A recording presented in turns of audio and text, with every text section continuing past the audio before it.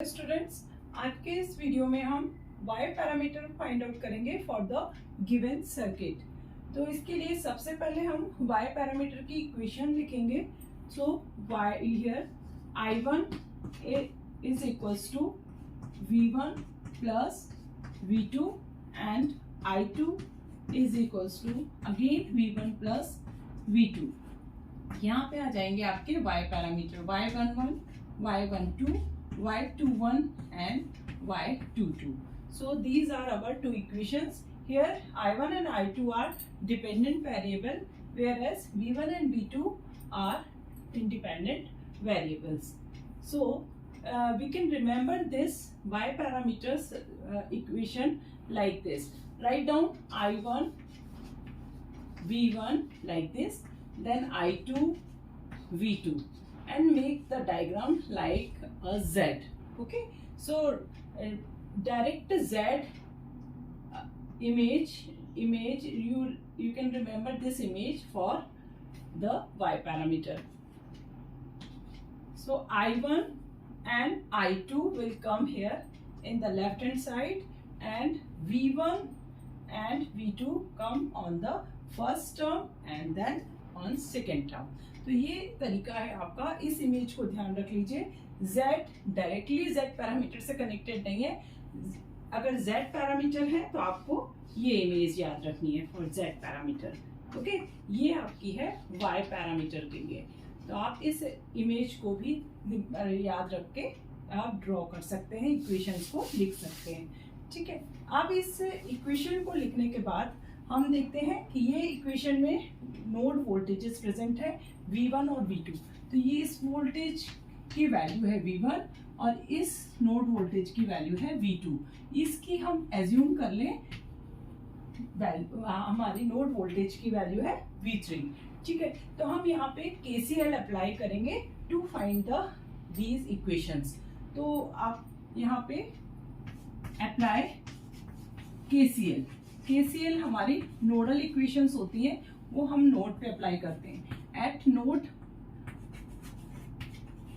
V1, V2 and V3, तीनों में हम नोडल इक्वेशंस अप्लाई करेंगे। सबसे पहले इसमें, तो इसके लिए मैं यहाँ पे करंट एज्यूम कर लेती हूँ। Suppose this current is I3। यहाँ पे भी आपको करंट एज्यूम करना पड़ेगा, and this is I4 and this is I5। तो सबसे पहले इस नोड पे हम करते हैं at node V1। Okay, we are applying here KCL at node V1। तो यहाँ पे दो करंट्स हैं। देखिए, इनकमिंग करंट कौन सी है यहाँ पे I1 और दो आउटगोइंग करंट है। तो here I1 is equals to I plus I3। इसको हम नोडल वोल्टेजेस की टर्म में लिख लेंगे। I1 जो है आपका एज इट इज रहेगा, और I जो है that is difference of these voltages V1 minus V3 divided by the resistance that is 1 ओम। ये आपका जो I3 करंट है दैट इज V1, ये आपका ग्राउंड है, V1 minus 0 plus V1 minus 0 divided by again 1। तो ये है आपकी equation.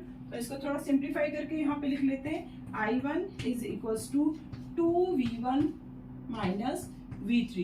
This is first equation we got by applying KCL। अब हम सेकेंड इक्वेशन इस नोड V2 पे अप्लाई करते हैं। ठीक है, now apply eight node V2। तो इसके लिए हमारी करंट्स क्या है?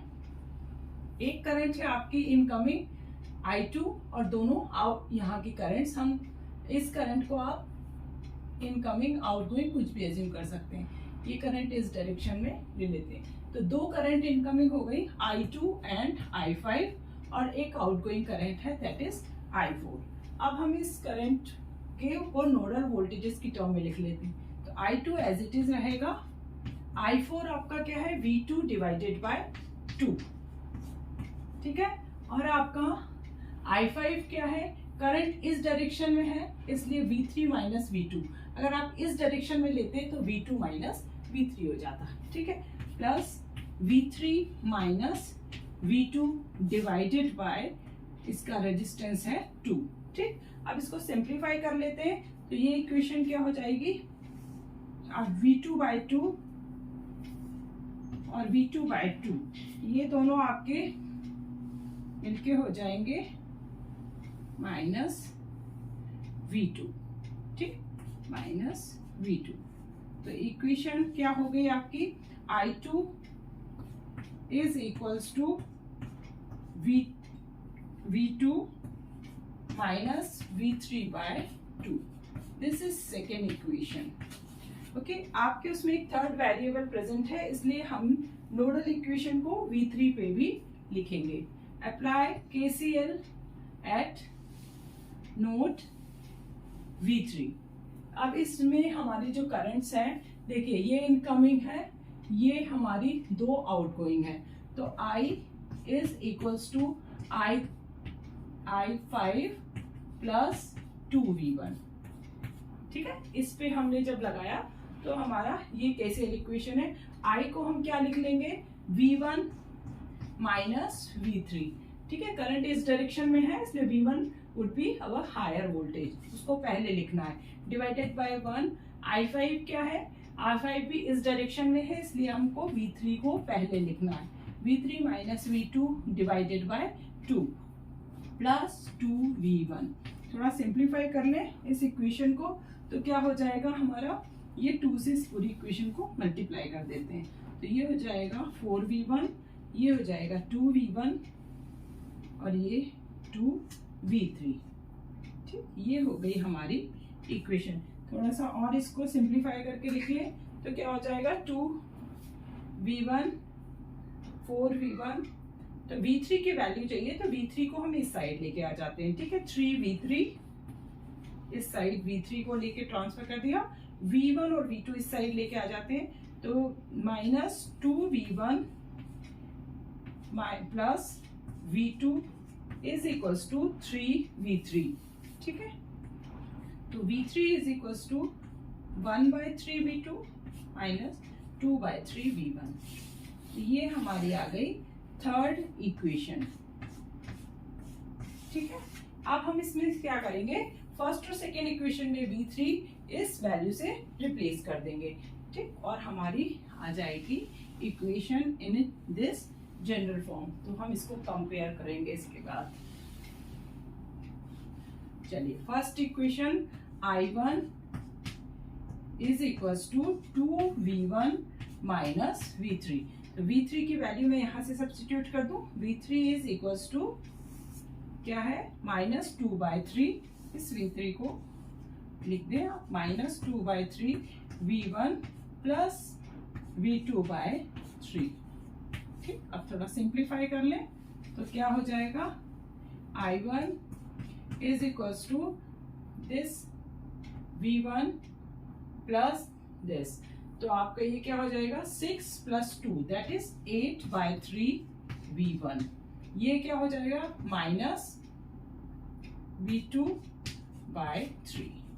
ठीक है, अब देखिए ये जो हमारी फर्स्ट इक्वेशन थी y पैरामीटर की, suppose it is equation A and this is equation B, और हमने जो इक्वेशन सर्किट से फाइंड आउट करी है वो भी इसी फॉर्मेट में है, हम इसको बोल दें A'। इन दोनों हमारे फर्स्ट 2 पैरामीटर्स मिल गए by comparing these 2 equations. This is our y11 which is 8/3 and y12 is -1/3। तो ये हमारे 2 पैरामीटर्स मिल गए। For next 2 parameters compare, write down this equation and replace the value of V3 with this.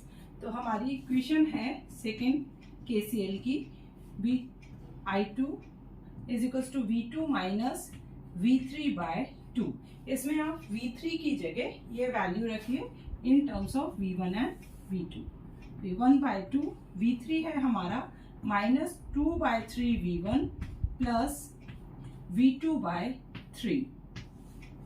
इसको simplify करेंगे तो V1 है हमारा plus 1/3 V1 and आपका V2 है 1 - 1/6 that is 5/6 plus 5/6 V2. This is our I2. Say this equation is B dash.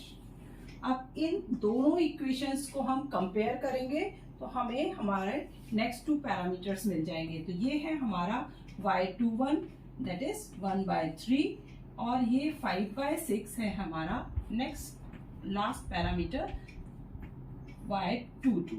तो इस तरीके से हमें ये 4 पैरामीटर्स मिल गए bye applying KCL in the circuit. ये 4 y पैरामीटर्स फाइंड आउट करने के बाद अगर क्वेश्चन में z पैरामीटर भी पूछा गया है तो आप इसको y पैरामीटर की हेल्प से निकाल सकते हैं। तो z पैरामीटर का जो फर्स्ट z11 पैरामीटर है ये इस तरीके से रिलेटेड होता है y22 divided by determinant y। z12 सीधे y12 से रिलेटेड होता है बट माइनस साइन के साथ। ये भी 21 y21 से रिलेटेड है सीधा बट माइनस साइन के साथ divided by determinant y। z22 में फिर से y11 को कंसीडर करना है डिवाइडेड बाय डिटर्मिनेंट y। तो डिटर्मिनेंट y निकाल लेते हैं हम क्योंकि यही हमको रिक्वायर्ड है सारी टर्म्स में। तो इन दोनों टर्म्स को सबसे पहले मल्टीप्लाई करना है 8/3 multiplied by 5/6 minus these two terms 1/3 minus into 1/3।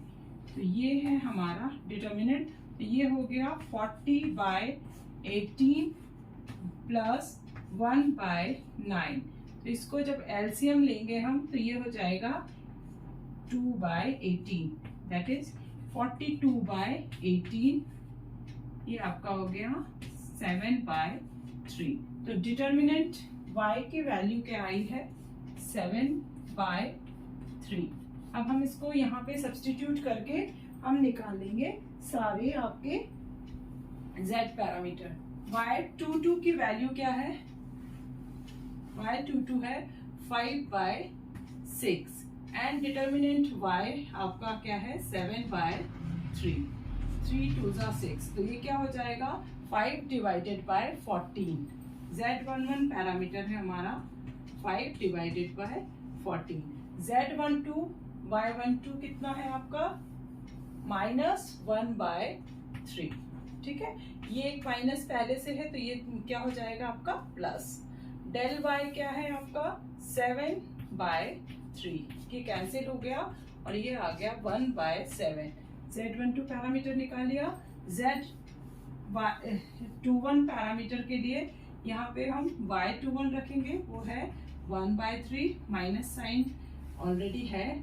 Del y कितना है 7/3। ये 3 कैंसिल हो गए ये आ गया -1/7 -1/7 थर्ड पैरामीटर। ठीक है, सेकेंड है 1/7। y11 कितना है आपका 8/3। डेल y कितना है 7/3।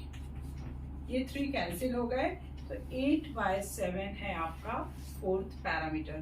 तो इस तरीके से आप सारे पैरामीटर्स निकाल सकते हैं यूजिंग y पैरामीटर। और y पैरामीटर हमें कैलकुलेट करना है by applying nodal analysis at different nodes. तो इस तरीके से हम y और z दोनों पैरामीटर्स फाइंड आउट कर सकते हैं। आपको वीडियो कैसा लगा? अगर अच्छा लगा हो तो इसे प्लीज लाइक करिए और चैनल को सब्सक्राइब भी। Thank you.